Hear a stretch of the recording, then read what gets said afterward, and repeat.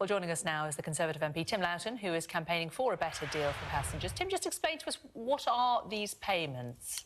Well, the payments, it's not just something that happens in severe weather conditions as we've got at the moment, but throughout the year, if there's a cancelled train or delayed train and it's the fault of Network Rail because it's a broken point or the old signal box fire at Penge, then they have to pay compensation to the train operating companies. About 60% of the fines are down to that. And last year that was about 181 million that was paid to train operating companies. But then only 74 million of that money got paid on to the passengers. And look, it's the passengers, the commuters, who are suffering the hassle and the inconvenience and the expense of their trains not turning up when they should be. And yet they're not the ones who are receiving all the compensation because it's down to them to claim it in many cases, and fewer than half actually go to the hassle of doing that. And that can't be right. And that means that money stays in the pockets of the train operating companies. So they're effectively benefiting from the failure to operate a proper service. Just be clear, we've been talking about cancellations because of the bad weather. Is this included in this? If a train company cancels trains because of the bad weather, presumably they can't then get compensation from Network Rail, can they?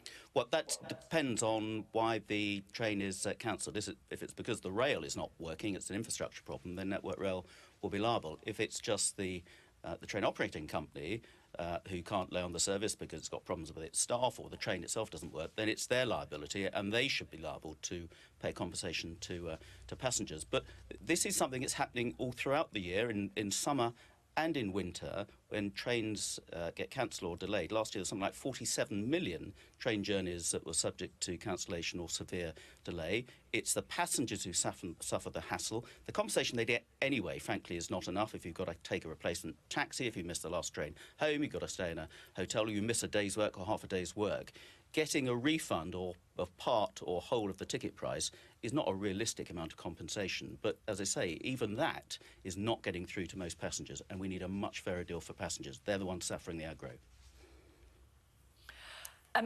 In terms of getting compensation, a lot of the train companies have got a new system whereby you can just do it online on the day that you are delayed, and they argue that actually it makes it easier. It's what passengers have been asking for, and that they are in fact helping passengers by making it easier for them to claim their refunds. Well, it is easier now than it used to be. A couple of years ago, only 11% of passengers actually claimed compensation. And actually the costs of processing the compensation claims vary wildly, as much as £39 just to send out a compensation of a few pounds.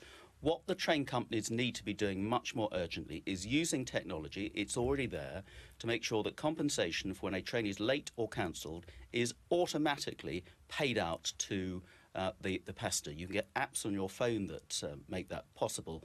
Now, the use of sort of Oyster card type technology in the future, that is very slowly being rolled out. And frankly, the train companies need to be doing that much more urgently, because it's the passengers who suffer the aggro now, and all the time this isn't rolled out, and it's the train operating companies who are actually benefiting from that money not being passed on to the passengers, and that's just not right.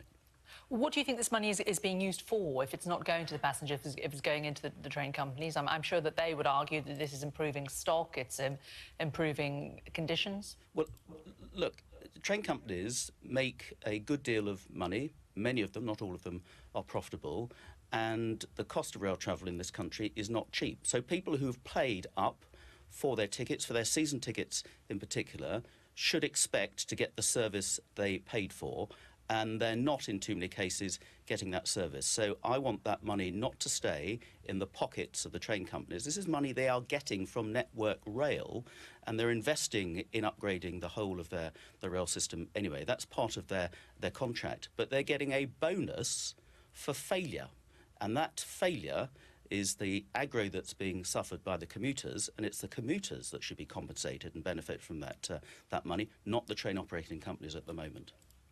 OK, Tim Loughton, thanks very much.